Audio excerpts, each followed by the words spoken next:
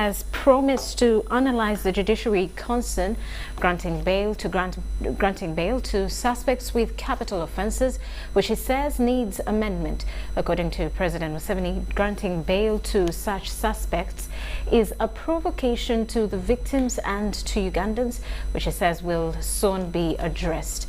As Ivan Juko reports, the President communicated this during the 4th memorial lecture of the late Chief Justice Benedicto Chiwanuka.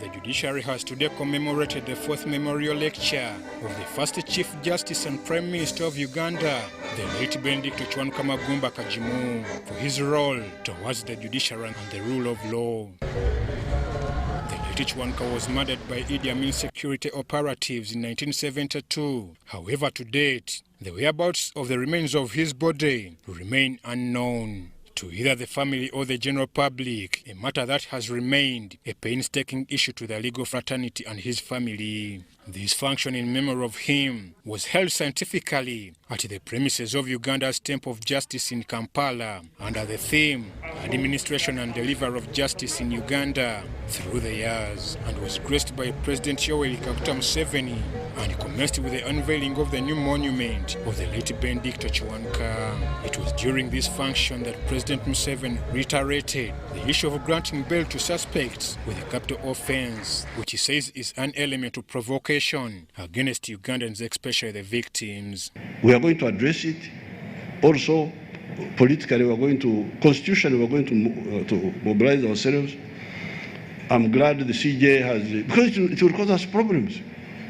Now, the other problem I'm beginning to see, ideological, again, departure, is this issue of maximum sentence, life imprisonment. Life imprisonment. But you killed a person. You are not put in jail for life. The one you killed is not in jail. He is dead. Museveni also applauded the achievements done by the late Justice Benedicto Chiwanuka, however castigated those who murdered Chiwanuka in cold blood. Now, the people who killed Benedicto Chiwanuka thought they were very smart. You pick a chief justice, you kill him, you think that's the end. You can see that these people were big miscalculators. In response to President Museveni's remarks on granting bail, Chief Justice Alfonso Winyidolo was quick to notify the President that granting bail to alleged capital offense offenders is a constitutional right to any accused person. A judicial officer does not wake up from the wrong side of the bed and deny bail to an applicant, or wake up from the right side of the bed and grant bail to all and sundry. The rules for grant of for bail is very clear. There are many factors in addition that the applicant will actually turn up for hearing. Chief Justice Dole also called for non-interference in the independence of the judiciary by political actors while executing its work, the cited case backlog as a challenge facing the judiciary. When litigants wait in vain and die of old age without seeing justice done, because it takes over 10 years for a case to be disposed of, if ever. It was during this function that Emeritus Chief Justice Wako Wambuzi presented a book about the reflections of the achievements of the late Chief Justice Benedicto Chiwanuka during his tenure. Excellency, we thank you so much for launching the book. Other speakers who attended the function applauded the tremendous work done by the late Chief Justice Benedicto Chiwanuka. The life of the late Chief Justice was taken away because of his conviction in defending the equality of citizens before the law, their liberty, and his belief in the rule of law. Not only for a Bill of Rights, but also singled out specific rights that must not be derogated from under any circumstances. In attendance were a few lawyers and judicial officials, the Permanent Secretary to the Judiciary, Pius Bigirimana, Emeritus Chief Justices of Uganda, the family of the late Chief Justice Benedicto Chiwanuka, among others. At the function, awards were given out to those who have worked tirelessly to light the candle at the judiciary. The late First Chief Justice Benedict Kamagumba Kajimu was known as a person who spoke the truth, a freedom fighter, and respected human rights. He was murdered on the 21st of September 1972 at Machindia military prison in the hands of Idi Amin security operatives. Ivan Juko, Rebecca Nantango, UBC News. Meanwhile, Uganda police has directed all its territorial commanders to re-intensify the enforcement of the COVID-19 prevention rules, especially curfew. The police spokesperson, Rhoda Ngonzi, has said the laxity of commanders and the public may drive the country into another terrible dilemma of the pandemic. Since the lifting of the lockdown, the public has gone reluctant against the observance of the standard operating procedures. The recent presidential address, though relaxed the lockdown on religious institutions and post-academic institutions, police is finding it difficult to supervise the 200 number recommended in these places of worship. Then when you go to the betting and gaming houses, these ones were also guided that they should not at any one stage accommodate people within these gaming and betting houses, but you find that these betting shops are actually packed. Police has directed each territorial commanders to step up the operations against motorists and cyclists who have normalized the situation. So we are coming out to warn all these, because in one way or another, you're going to find yourself on the wrong side of the partial lockdown, you're going to find yourself on the wrong side of the curfew. Rider is going to be arrested. The owner of the vehicle driving that motor vehicle is also going to be arrested. Police is operating in situation of no clear fine system, where the Ministry of Finance declined to provide a clear statutory financial framework of finding culprits as directed by the President last year against those found on the wrong side of the law. Giving guidance on the fine structure. If somebody is found, or a pedestrian, beyond the curfew time, instead of taking that person to court, he can be fined. In different operations, police have encountered misuse of ambulances while transporting people beyond curfew, especially those from bars. We also have intelligence that sometimes the opposition members use some of these private ambulances to transport their members from the meetings that they hold.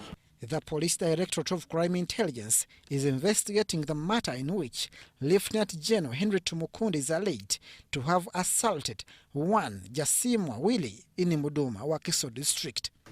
The file is almost complete.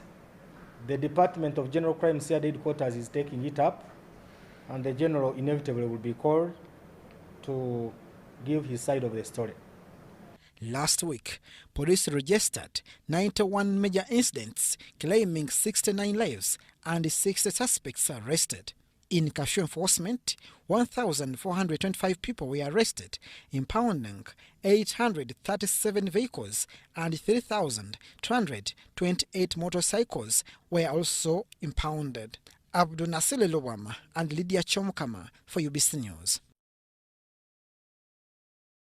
Now, Chambogo University is set to recover over 80 acres of land which has for long been lost to squatters. This follows Buganda Land Board's pronouncement that the land in question is not part of the Kabaka's land, but rather a public land which belongs to the university. Over 300 families which had for long settled on part of the land will now wait for a decision on how to vacate the premises, which will be announced on a later date. After several attempts to end the long unsettled land dispute at Chambogo University, the Minister for Education and Sports, Janet Kataha Museveni, forwarded the matter to the State House Anti-Corruption Unit to ascertain the grievances on the land in question. Colonel Edith Nakalema, the head of State House Anti-Corruption Unit, paid attention to the details and engaged the relevant stakeholders, including the claimants. Whenever we receive those complaints, we work with other agencies. On visiting the locus, the first petitioner to jump out of the sequence was Kampala District Land Board, which was claiming over 60 acres of Kyambogo University land. It was clear that the claim over the university land by Kampala District Land Board was not founded in the law. Over 300 families have on record lived in part of the Kyambogo land for decades in pretense of Kabaka's land. The rowdy squatters got relieved after they saw officials from Buganda Kingdom as part of the meeting, only to be disappointed as Simon Kabogoza, the chairperson of the Buganda Land Board, informed them that the land they are living on is instead a public land, but not Kabaka's land. This caused a swipe of chaos.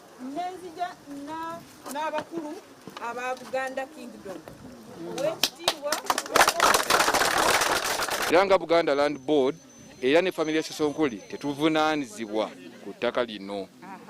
Ekyo njagala tukijje ensalo zaffe n'empenda ku zeekyapa terituuka wano. Eryaffe likoma ludde eri ne tweyongerayo okudda eri.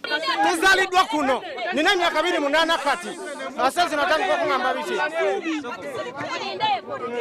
mu byonna bye mutwogere chairman tonatubuulira nti mwatu ogambye nti gwe kenyini wagenda wayina emyaka 10 ne mujja wano kyenda mu mwebiri wamusangawo naye ye yali yatuuka atya ekyo nakyo kiri awo kakati ebyo tetujja Kano Edith Nakalema asked the squatters to select about 12 representatives to engage in the final meeting and decide on the next course of action. Kubanga kakati lewa munayogera kifaanana kitya tetulinawo wadde answer wabula tusalama Nakalema otuyambe kati bano ekizibu kye balina bano kiri kimu tebamanyi wakuteesa naye. So many people have come here. And I think we are relieved with that. What they wanted to know was if they were going to negotiate, with whom would they negotiate? Whether they were wondering Kampala District Land Board, Obwakabaka bwa Buganda, Kyambogo, who do we talk to? They were now told you are sitting on Kyambogo University land. The team which visited the locus included officials from Buganda Land Board, Ministry of Lands, Housing and Urban Development, Kampala District Land Board, State House Anti-Corruption Unit and Kyambogo University, among others. Daniel Mugoya and Tanaba Kenneth, UBC News. The International Crimes Division of the High Court has finally granted bail to Kawempe North Member of Parliament Mohamed Sejirinya after producing a substantial surety to replace Mityana Municipality MP Francis Zake, who failed to meet the court's necessities. Now, the MP for Ntenjeru South, Patrick Nsanja, replaces Francis Zake as surety to Segirinya. Segirinya and Alan Sawanyana are facing charges of murder and attempted murder. Both of them plead not guilty to the alleged offences. Oluvannyuma Mohamed Segirinya okutuukiriza kino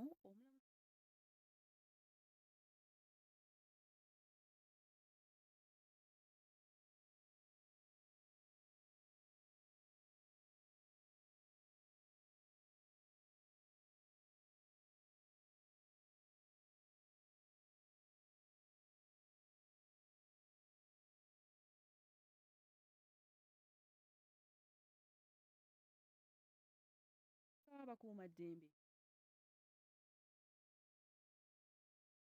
nga abantu abagunjufu bw'okwata omuntu n'omuleeta mu kkooti n'oyagala omuyise mu mateeka ate ne tukozesa amateeka ge gamu ne gamuta lwaki ate oba oyagala okukozesa amateeka aga jungle of the law of the jungle.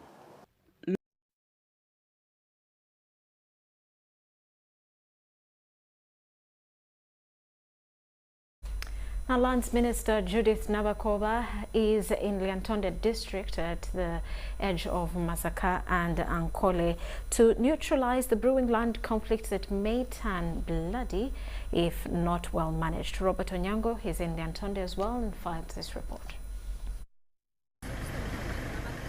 The land in contention is in Chakarinda village, Kario sub-county, Kavula county, Lyantonde district. Mapped at Block 64, Plot 48. It's alleged that the family of the late James Ruhitani is threatening to evict over 200 squatters from the land they claim rightful ownership of it. Basituina basaveya tutebereza obuteberezebwa nti ibanje bye batubyeko bisukamo ekankaga mwemu bateme kibanje hato ruhendo rusya harimo karutusi liwanya n'ekibira cya karutusi kiriho tulungamye mu ngeri yonna buli muntu amatire bine byokuyuwa omusaayi tibibaawo imwe mwini itaka lyo kutitabo beja bapimye ikaze ziri mu kibanja cyanje mutifurule mutitwarike. However, Bwambale Ezra Mugenyi, who represented the administrators of the land in this meeting, justifies the call for the recent boundary opening. We are just opening the boundaries to know how far our land goes. As simple as that, because this land was bought in 1977 by our grandfather. So he's now deceased. His estate has to get another caretaker. Bwambale says there is no cause for alarm since the family has no intentions of evicting squatters. We have no intentions whatsoever of chasing away these people. Now what are they talking about?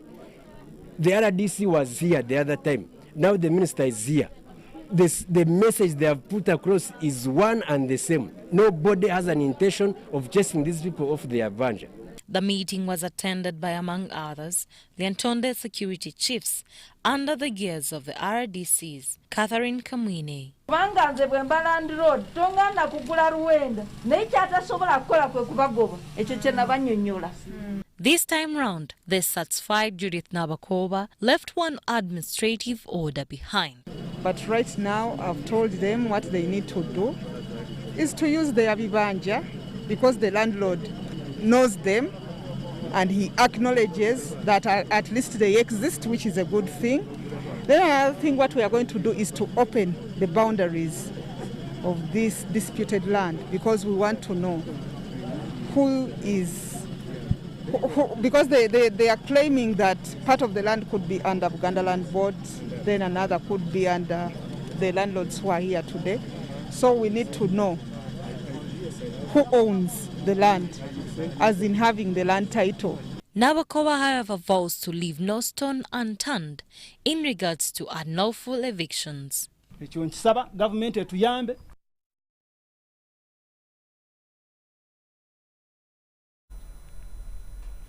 Now, environmentalists are worried about the rapid wetland degradation in urban areas. This is attributed to illegal settlements and other forms of unplanned development. In Wakiso district, the relentless wetland destruction is now pushing the district's water sources and the entire wetland biodiversity to the edge of extinction. Saddam Abale has more.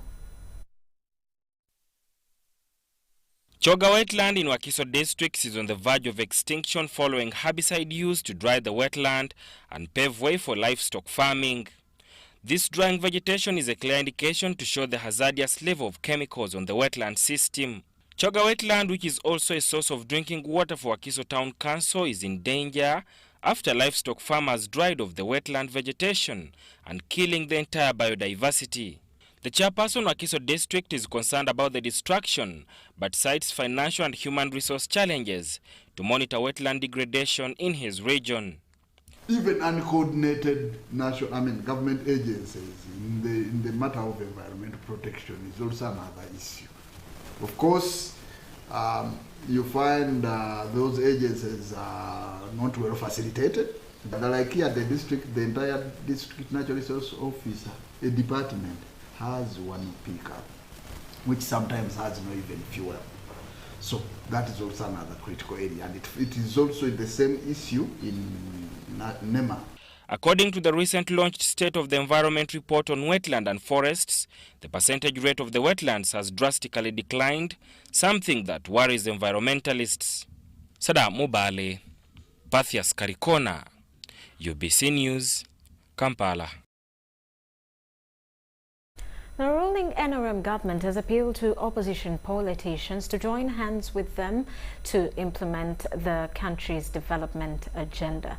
Minister for Energy and Mineral Development, Rhoda Ngonzi, decries political tendencies which she says are a common characteristic of opposition politicians in Uganda.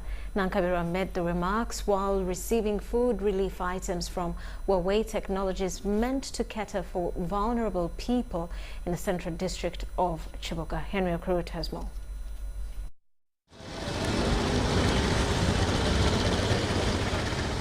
Ruth Ngonzi's arrival in Kiboga Town Council on Sunday afternoon was to a warm reception. It was clear indication that she may have lost her woman parliamentary seat.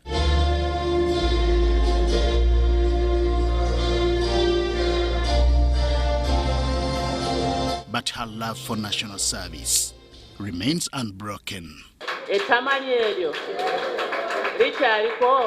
Such kind of spirit was top among the appeals she exhibited before Ugandans, including opposition politicians.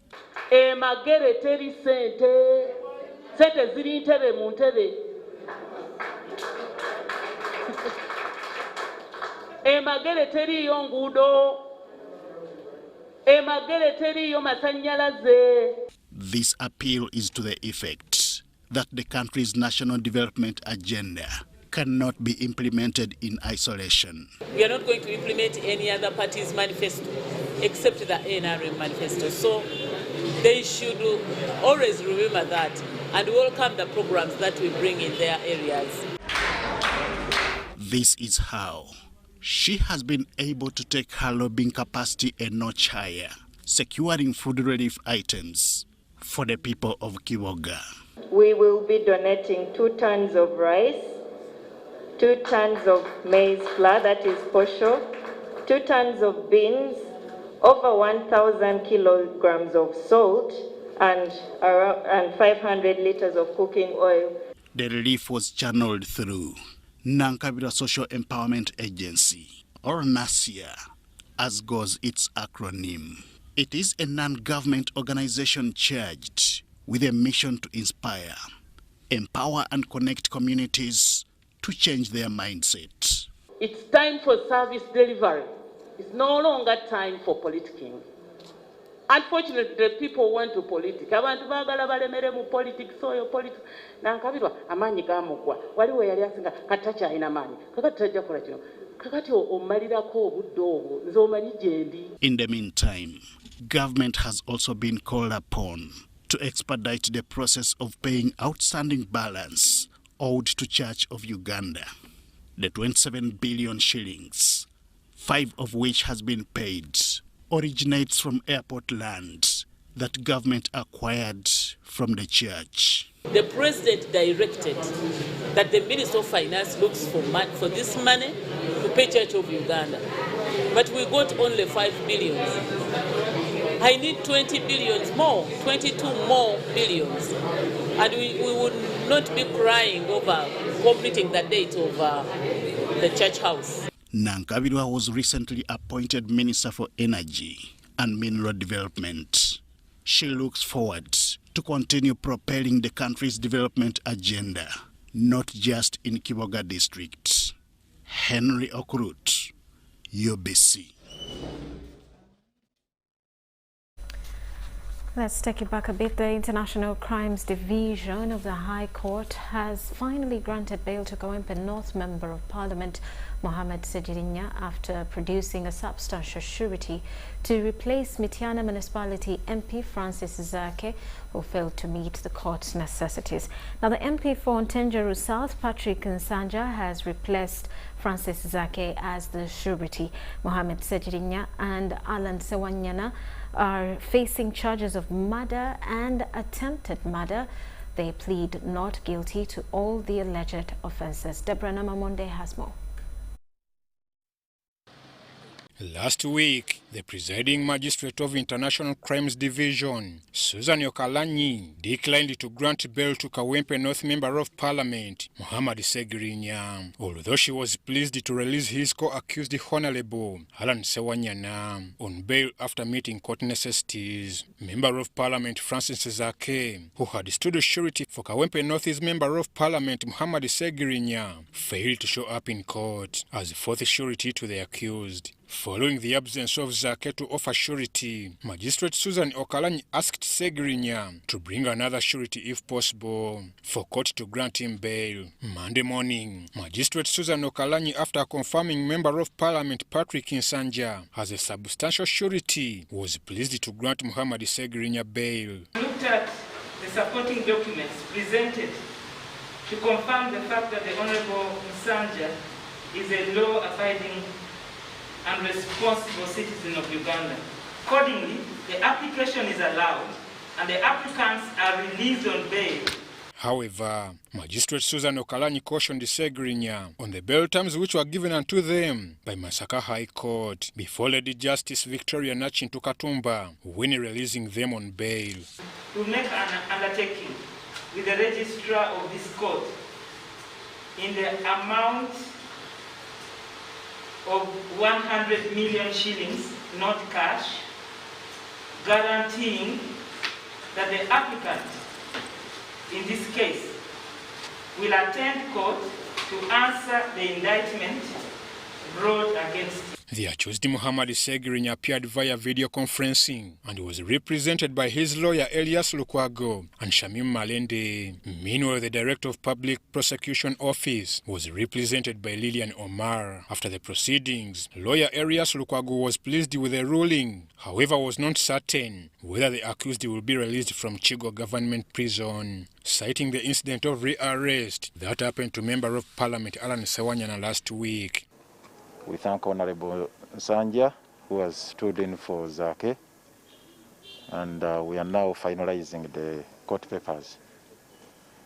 And our major concern and worry is in regards to what is going to happen after we have served the order on the prisons authorities. Lukwa called up on security operatives to respect court orders and the accused's constitutional rights to bail. We expect they should behave in a civilized manner. They decided to follow the court process. The due process should be respected. Lawyer Lukwago also informed us on the habeas corpus application they have filed in High Court Civil Division, asking court to compel security operative to immediately release or produce Member of Parliament Alan Sewanyana in courts of law. We have just gotten information from a Good Samaritan that he has been transferred from wherever he has been held incommunicado and brought to Chireka. So I have to dash there as my dear sister is going to Chigo to see that we witness the entire process as it unveils, as takes place there. Last week, Machinde West Member of Parliament Alan Sewanyana was released on bail by the International Crime Division Court in Kololo. However, on the way to his home from Chigo government prison, he was rearrested by plain-clothed men. After his arrest, the UPDF spokesperson Brigadier Flavia Biekwaso confirmed his arrest. Story compiled by Deborah Namamonde. The ruling NRM government has re-embarked on fulfilling its pending pledges in Luweero Triangle, which was the center of the NRM-NRA theatrical operations that brought it to power in 1986 after a 5-year guerrilla bush war that left over 800 people killed in crossfire. Now, top on the NRM agenda, development agenda for Luweero, the cradle land for the 5-year bush war, is to light up all the districts in the Luweero Triangle with hydropower, extend clean water to communities, and industrialize the region to address unemployment issues.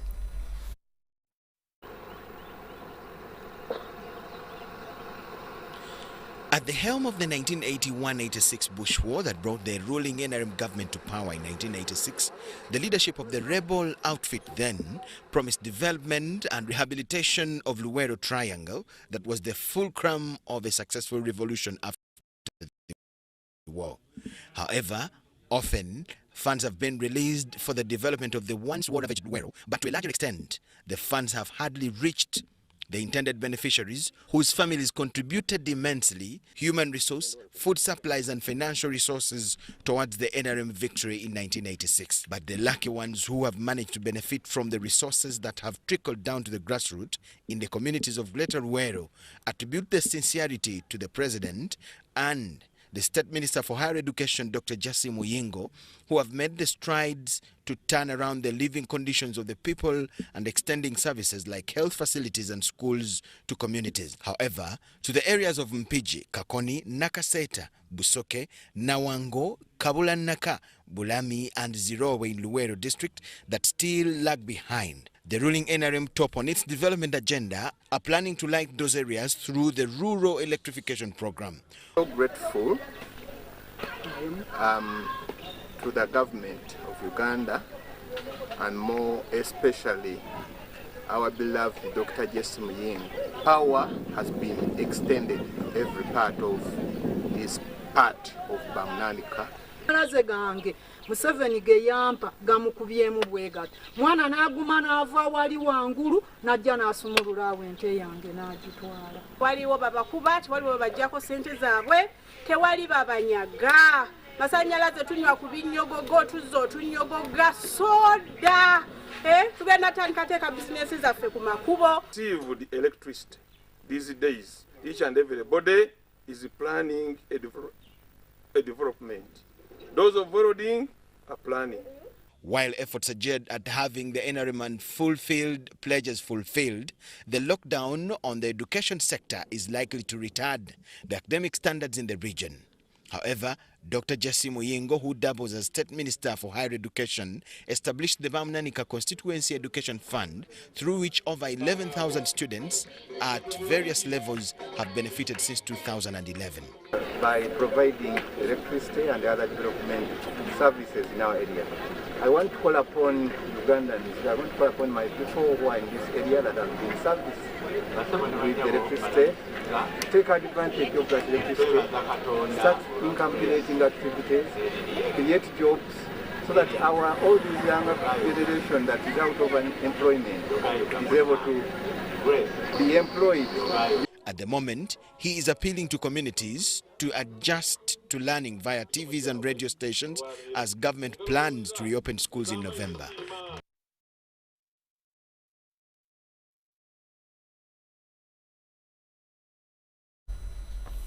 Uganda Martyrs University in Nkozi and the African Center for Excellence in Agroecology and Livelihood Systems of the Faculty of Agriculture have officially launched the Black Soldier Fly LARVAE project. The project, which started 2 years ago to produce larvae, will substitute silverfish and soya bean as a protein ingredient, was launched by the Chairperson Board of Directors, Private Sector Foundation, Honorable Eli Karuhanga, at a function held at the university. Now, the Private Sector Foundation and the university co-financed the project, estimated at 1 billion Ugandan shillings. The African Center of Excellency in Agroecology and Livelihood Systems at Uganda Martyrs University in Nkozi is among the few centers of excellency on the continent, spearheading research for sustainable use of agricultural resources and also now taking charge of the Black Soldier Fly Larva project. The project is intended to help many farmers dealing in livestock, where the key challenge has been high cost of feed, which many farmers in the dairy, fish and poultry farming are grappling with. The feed take the biggest cost when it comes to animal rearing. And within the feed, still the highest cost is the protein content of the animal feeds. And this is mainly because the main constituents of the protein content in animal feed are fish, basically mokene, and soya beans. Against this background, the university management approached Private Sector Foundation Uganda and the Skills Development Office to finance the breeding of the black soldier fly for its larvae. The chairperson PSFU, Honorable Erika Ruhanga, officially launched the project with university staff, students and farmers groups trained in breeding and rearing of the insect for its larvae, and partly a curriculum developed and now enabling degree courses to run at different learning levels at the university. Honorable Karuhanga during the launch told the guests via Zoom that PSFU has a key objective of ensuring that Ugandans in the business sector are introduced to competitive profit businesses with emphasis to sustainable use of resources as another key objective. We come from a private sector background and we try our best to ensure that we can enhance competitiveness for our country, make our businesses profitable, sustainable, and we make sure that there is development that can be seen. Dr. Christopher Mukidi, the acting Vice-Chancellor, Uganda Matters University, hailed PSFU for the commitment exhibited to support the 1 billion project. The Black Soldier Fly LARVAE project is premised on the understanding that there is an increasing demand for foods of animal origin in Uganda, majorly due to the increasing population growth, coupled by rapid urbanization and income growth. Thus, the project works under the assumption that the existing livestock feeds may not be sufficient in the future to meet the ever-increasing demand. I am pleased to learn that this project, when fully implemented for commercial production to benefit farmers, will contribute to the national food security, as well as create and set a platform for the environmentally sustainable stocking rates. The function graced by officials from PSFU, the outgoing Vice-Chancellor Reverend Father Dr. Chrysostom Maviri, Dean Faculty of Agriculture Dr. Nina Pius, students and farmers groups, among other stakeholders, was held at the university's Faculty of Agriculture, which hosts the African Center of Excellency in Agroecology and Livelihood Systems project. With that, we take a quick break. When we return, business news. This is News Tonight.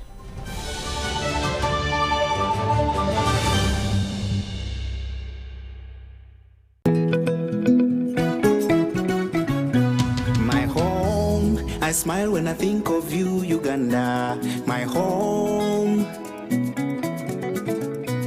My home, I dance when I look at you, Uganda. My home, oh my Uganda. I know with you I'll always stay forever. I know, because I feel that we belong together. My home, under the sun so bright, under the moon at night, on my heart, mommy, oh my Uganda. Hey, mama. At MTN, we look forward to starting another exciting journey together to grow our home, Uganda. Echa COVID-19 chijja kugwa only if we stay at home, observe physical distancing, wear masks properly, sanitize or wash our hands with soap and water regularly, or get vaccinated now.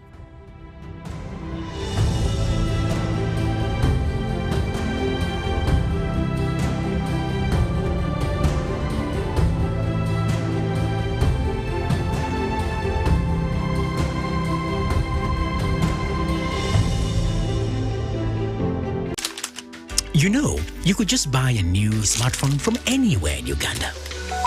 Dial *175 *94 hash to activate their 100% double data bonus offer on weekly or monthly bundles for 3 months.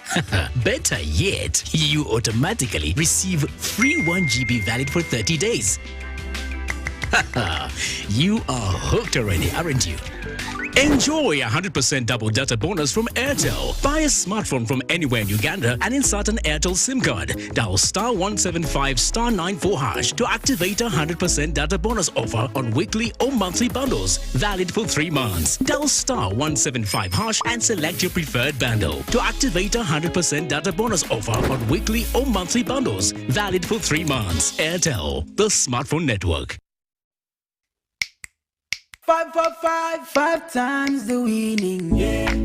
5 times the happiness, yeah. 5 times the luckiness, yeah. 5 for 5, oh yeah. It's 5 for 5. 5 for 5, 5 times the money, yeah. 5 times the shopping, yeah. 5 times the prizes, yeah. 5 for 5, oh yeah. It's 5 for 5. 5 for 5. Win 100,000 Uganda shillings weekly in the 5 for 5 jackpot. Simply download the Center mobile app. Click Center on the go to open your account online. Transact 5 times or more using Center mobile, Center Visa, and Center agent to stand a chance to win. The more you transact, the higher your chances of winning. So, participate in the 5 for 5 jackpot and win millions in daily and weekly prizes. The 5 for 5 jackpot is brought to you by Centenary Bank, our bank. Centenary Bank is regulated by the Bank of Uganda. Customer deposits are protected by the Deposit Protection Fund.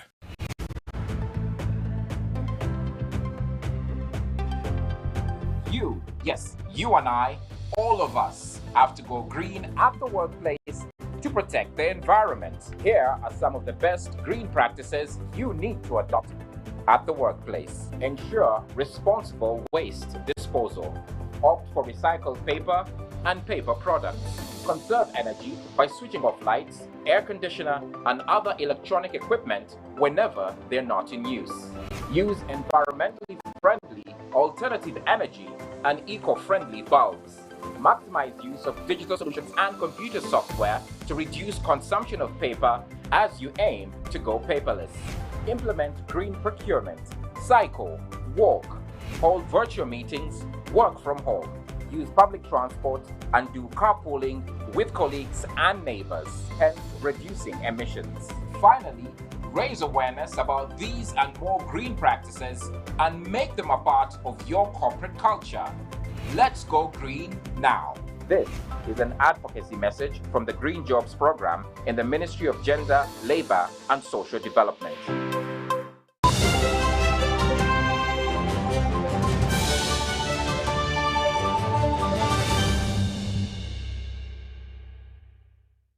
Brought to you by Transact 5 times or more using Center Mobile, Center Visa, and Center Agent to stand a chance to win. The more you transact, the higher your chances of winning. So, participate in the 5 for 5 jackpot and win millions in daily and weekly prizes. The 5 for 5 jackpot is brought to you by Centenary Bank, our bank.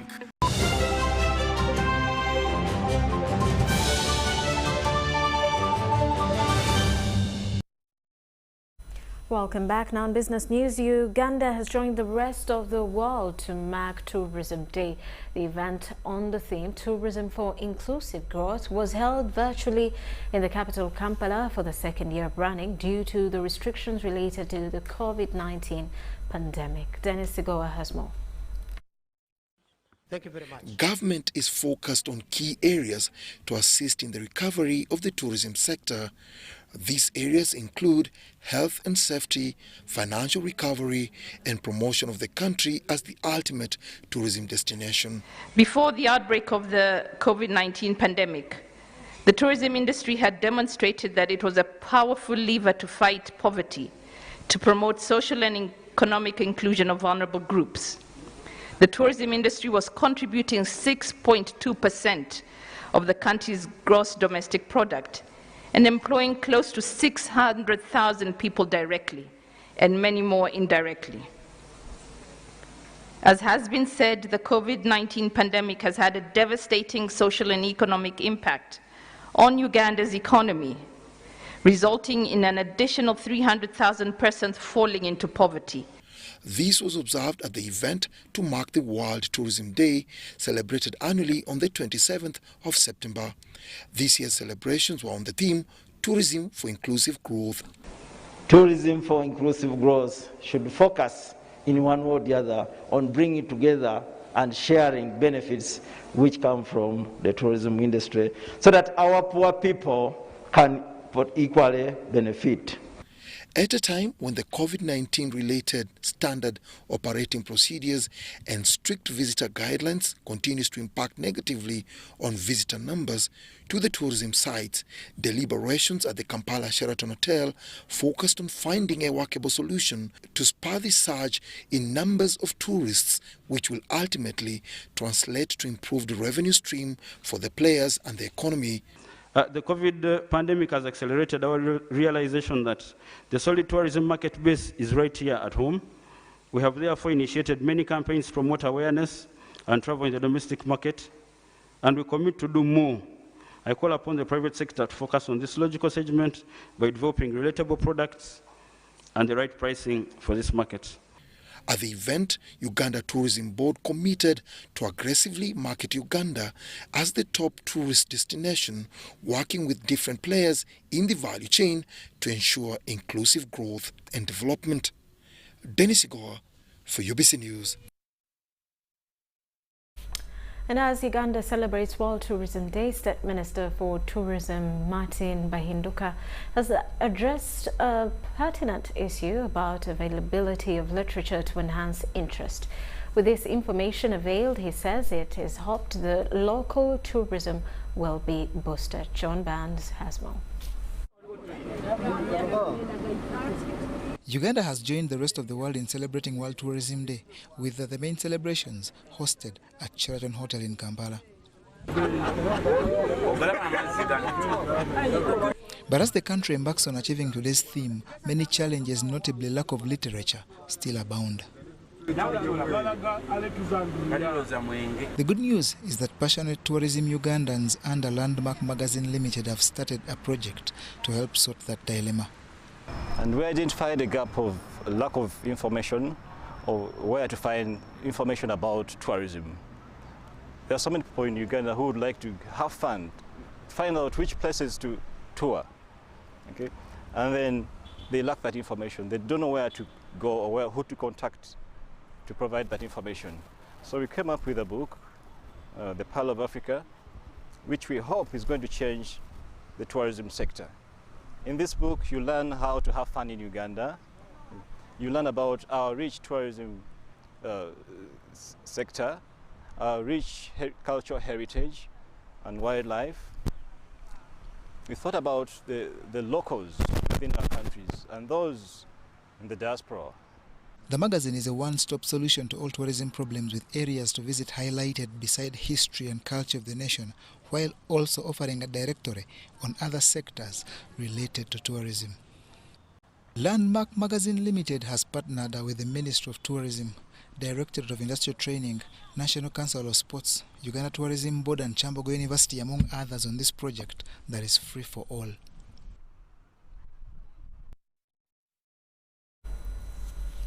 Meanwhile, the Ministry of Finance, Planning and Economic Development has revealed that nationally there has been a reduction in tax to GDP from 12.2% down to 11.14% between the financial year 2019-20 and financial year 2020-21.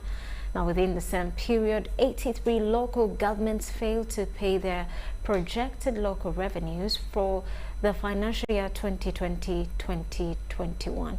However, to tackle the impacts of the pandemic, government since the financial year 2019-20 has implemented deliberate measures which have yielded positive results. Let's take a look.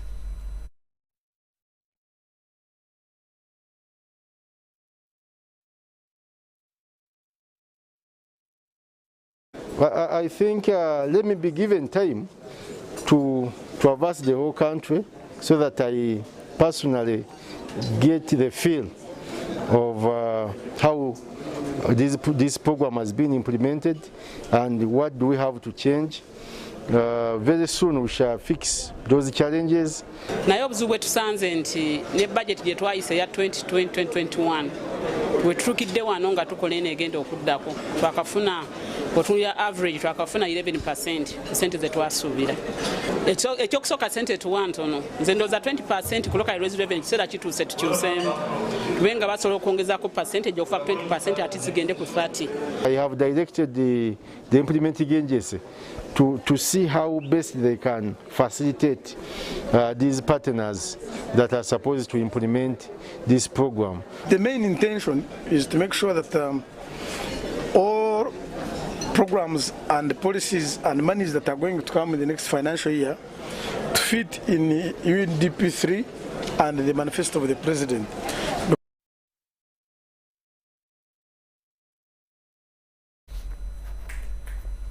Now, the COVID-19 pandemic has been a push factor in the lives of many that lost their businesses in the lockdowns against the spread of the pandemic. However, to others it was an eye-opener.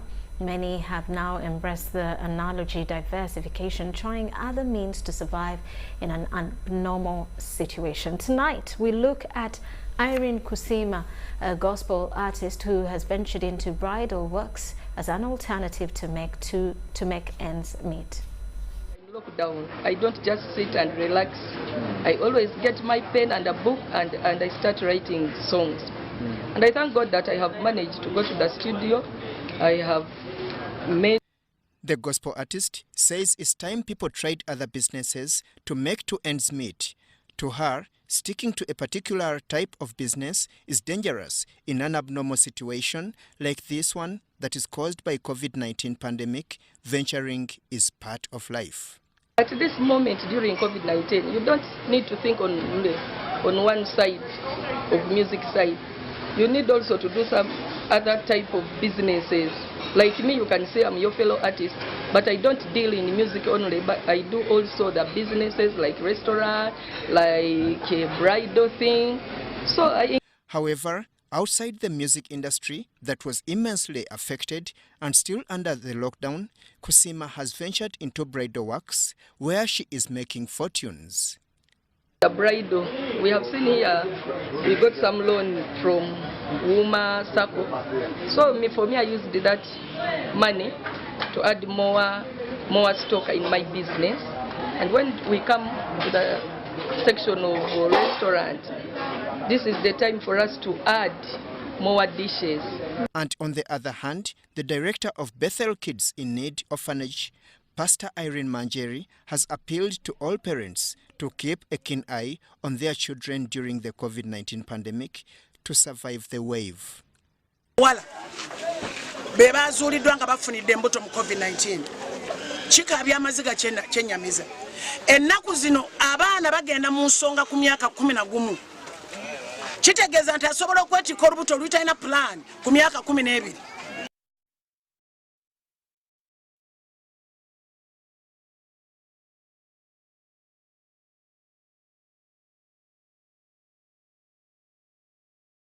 Was brought to you by the 545 jackpot is brought to you by Centenary Bank, our bank.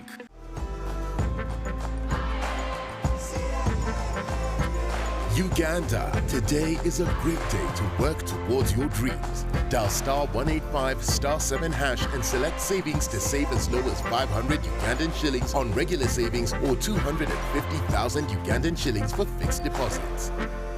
AIRTEL Money Super Saver is powered by KCB Bank Uganda. AIRTEL Money, instant, secure, borderless. T's and C's apply. Getting GoTV was the best decision James has ever made. Finding a good place to watch football was never easy, but it was costly until James discovered something big. Now he can finally enjoy the benefits of homegrown advantage with a decoder and 1 month of GoTV value. For just 25,000 shillings, enjoy the world's biggest leagues and cap competitions. GoTV Uganda, love it. My home, I smile when I think of you, Uganda. My home. My home, I dance when I look at you, Uganda. My home, oh my Uganda. I know with you I'll always stay forever. I know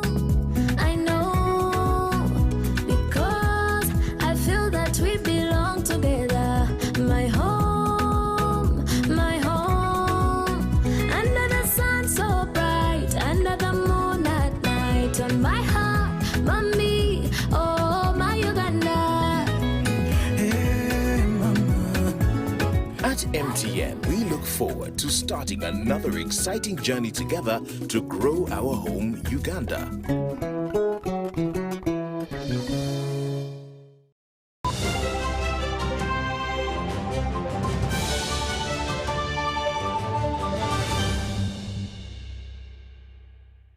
And on the international scene, the second China-Africa Economic and Trade Expo kicked off in Shangasha, capital city of Hunan province, on Sunday, attracting more than 40 African countries and nearly 900 Chinese and African enterprises.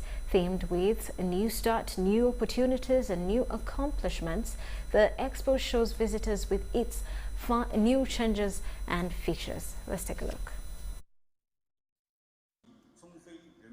The numbers are a testament to the success of China-Africa cooperation in the past 2 decades.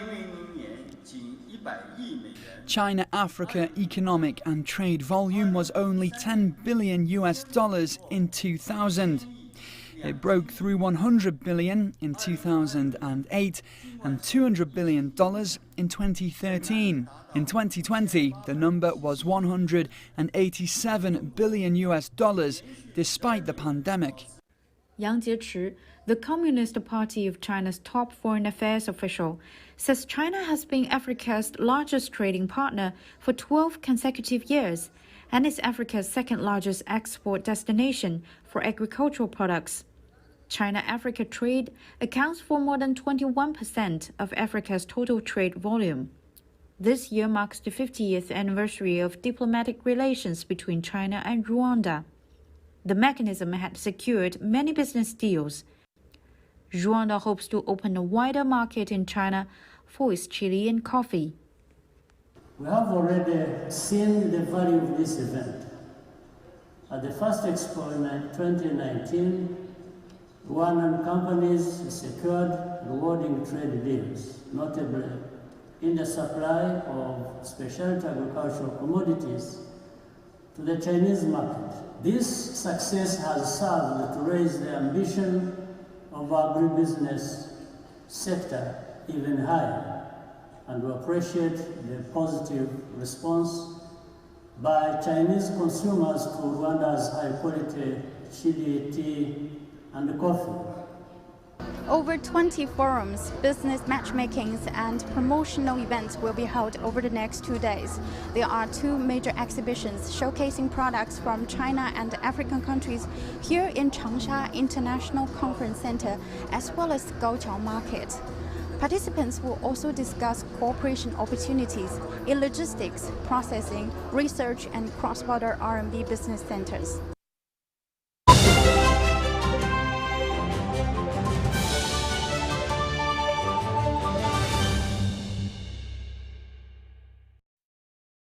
And the MTN Philip Omondi Stadium in Lugogo has played host to the first ever All-Stars Soccer Gala. Occasion brought together 2 clubs in memory of legends Paul Hasole and Jimmy Chirunda. John Band's Center Mo has more. We celebrate our nation. An initiative birthed by StarTimes Uganda and fully endorsed by Federation of Uganda Football Associations has taken shape and indeed excited many. Actually, as StarTimes, we are really happy and privileged that this match happened today. We feel we have done our best and we feel we've achieved what we really wanted, because what we wanted is the match to be there, and as we speak right now, the match is ongoing. All the players that were chosen actually took part in today's match. They are all present. The coach is present. The referees are present. FUFA is present. UPL is present. And what even our fans out there are watching the match on StarTimes. I mean on StarTimes Sanyuka TV and also on the StarTimes own app. This is the Pioneer All-Stars Soccer Championship in Uganda and has been between 2 teams to honor the legendary of Paul Hasole and Jimmy Chirunda. Ultimately, Team Hasole, playing in the blue kit and under the guidance of Coach Sam Simba, triumphed 2-0 over Team Chirunda that was tutored by Mike Mutebi. These players were nominated via an online portal by soccer fans and only open to Uganda Premier League and Big League players, who were then chosen by the managers into their respective teams. Team Hasule had players like Joel Mutakubwa, Benjamin Nyakojo, Chayune Saidi and Joseph Semoju, while Team Kirunda had players like Gavin Kizito, Herbert Achai, Derek Indahiro, Ibrahim Orit and Anukan Bright. This game was a precursor to the league that starts next month, with the sponsors StarTimes promising better for all involved.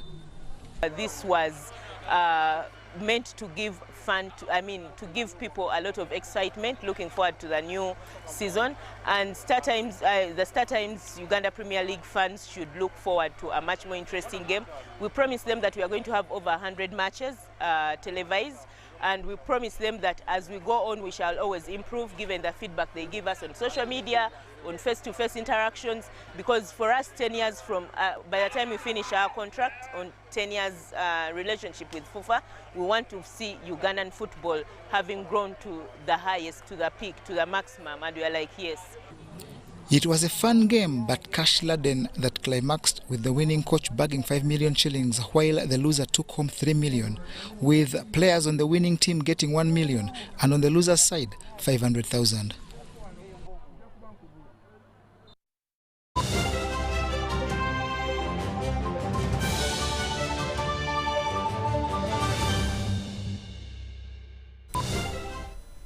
Well, that does it for news tonight. Elizabeth Nakakoni on sign language. I am Rhoda Ngonzi. We'll leave you with Lithuania Juliet with the weather update. As for us, good night. Hello, good evening. Welcome to today's weather report. I'm Lithuania Juliet from Uganda National Meteorological Authority. We still have wet activities over different parts of our country, and from the rainfall report received by 9 a.m. this morning, we had Jinja with the highest of 20.7 millimeters, Kampala 18.4, Bushenyi reported 16.7, whereas Soroti reported 11.2 millimeters. And from the satellite image taken over Africa, it indicates that the rain belt is still over our country, but we have a low pressure system over the south of our continent that is depriving us from some moisture and leading us to a reduction in wet weather activities. For tomorrow morning, we are expecting light rains for areas in the lake and the eastern region of the lake, together with some parts in West Nile. Elsewhere, we shall have sunny intervals. Later in the afternoon, we expect a pickup of thunder showers in different parts of our country, light rains for areas in the north and southwestern Uganda. And for the northern sector, we shall have sunny intervals. The maximum temperatures are expected to rise to 30 degrees centigrade for the northern and northeastern. Around the lake, we are expecting a maximum of 28 degrees centigrade, Kampala, our capital city, inclusive. And for Kabale Highlands, we are expecting a maximum of 24 degrees centigrade. Elsewhere on the globe, we are expecting sunny conditions for Doha and Dubai at a maximum of 38 degrees centigrade in Dubai. Rains are still expected for Zanzibar, Mumbai and Mombasa at a maximum of 30 degrees centigrade for Mombasa City. Thank you for keeping us company. Join us for another edition tomorrow. Have a wonderful evening.